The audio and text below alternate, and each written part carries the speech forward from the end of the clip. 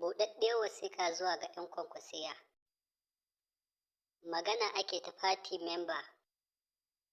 Constitution ɗin Najeriya ya yi stating clearly that ba wanda zai cancanci ya tsaya takara sai ya kasance memba ne na jam'iyya. To kuma ta za a gane cewa mutum ɗan jam'iyya ne? Dole sai mutum yana cikin rijistar 'yan jam'iyya sannan za a tabbatar da cewa ɗan jam'iyya ne ba a baki ba. Idan mutum PA ne zai ci gaba da aikinsa na PA. Ba za a zo a tsayar da shi takara ba, yana wani PA shi kuma ya zo ya tsaya takara. Saboda haka kotu ta yi daidai da ta sauke Abba. Muna goyon baya, muna fatan Allah sa haka shine alkhairi ga Kanawa. Shin wai ba ku da mai faɗa muku gaskiya ne?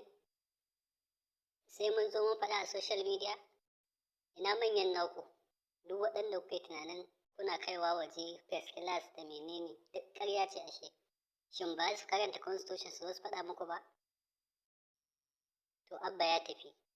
In za ku haƙura ku haƙura, in ba za ku haƙura ba ku yi duk abin da za ku yi.